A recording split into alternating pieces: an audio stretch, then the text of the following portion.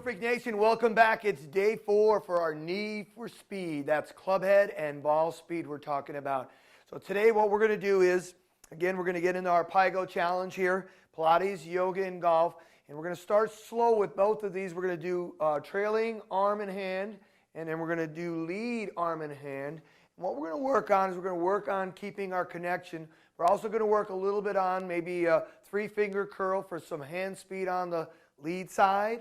And then also keeping this right wrist pronated and keeping that right arm tucked in there really nice inside that right trailing, or my right oblique and in my chest area right there. So we're going to start off real slow. So right now, get your swing trainer. We'll put something in front of you that we can use as a guide for swinging.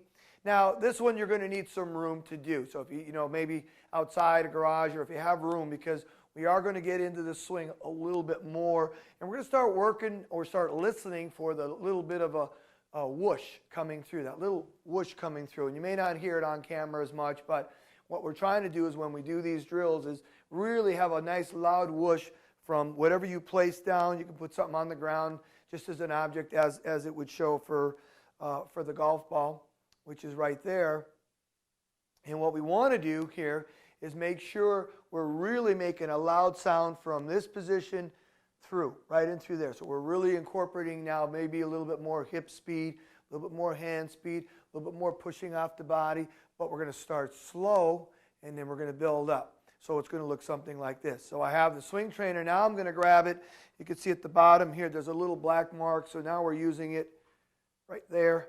So my hand is going to be about 4 inches. I want the bottom pad of my right hand, trailing hand, is going to end right where that black spot is there. So basically you're going to be about 4 inches down from the bottom of the swing trainer. It's going to feel like you got about an 8-iron in your hand.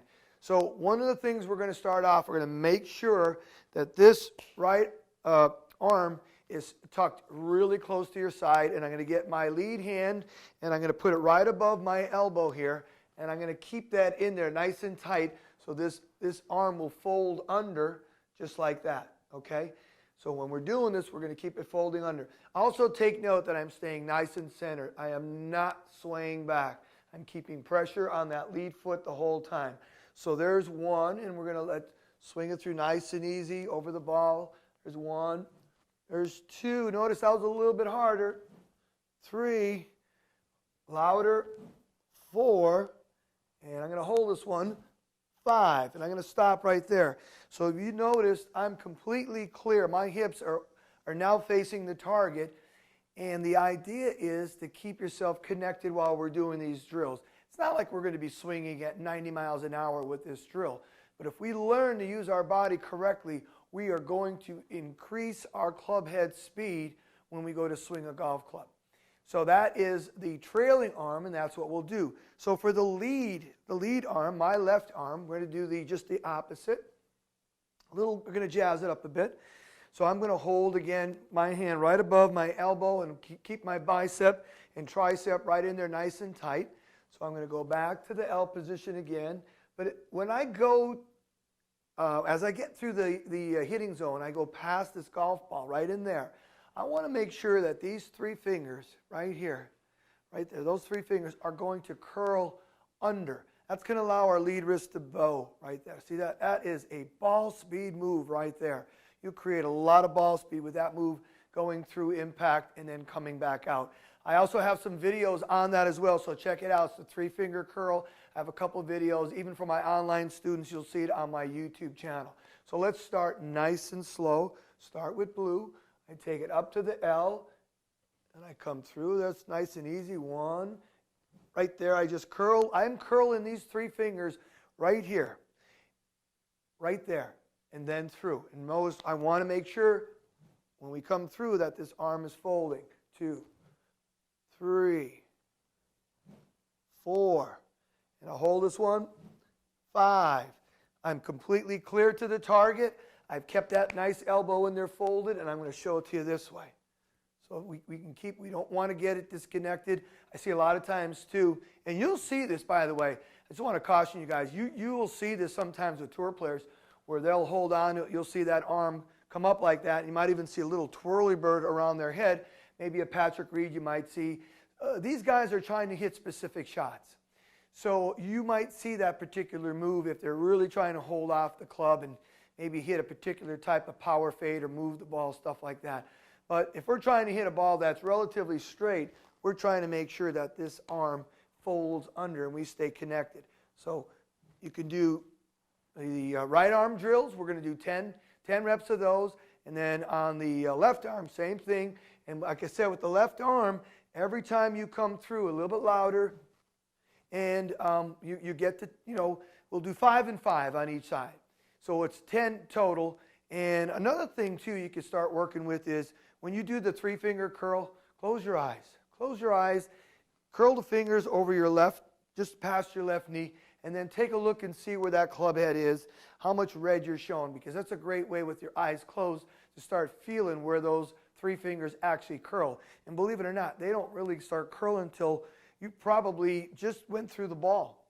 So we don't want you to curl too soon because you're going to just throw all that club head speed away. You're going to shut the face down, and you'll never get the ball in the air. So they're going to curl, again, right there, just past my left knee. You can see all that red. Look at that shaftling. And then through. And we want to hold this in. So you start slow, build up. After the 5th one, your body should be right there, clear to the target, hips are turning. I like to make it so my belly button is actually pointing left of my target. Let me just do that right there. I want to make sure it's pointing left of my target because then I know I really came through the shot. So again, hip speed we're working on here, hand speed, just body motion going through. Hope you guys enjoyed that. Day 4, there's a lot of stuff right there that is going to help us start getting more club head speed and ball speed. So I hope you guys enjoyed it. Here comes the CBS drill that will coincide and works well with what I just showed you guys. I'll catch you guys back again for day 5, our final day of the PYGO Challenge Need for Club Head and Ball Speed Series. DrillFreak Nation, here we go with a CBS drill, and this is for our day 4.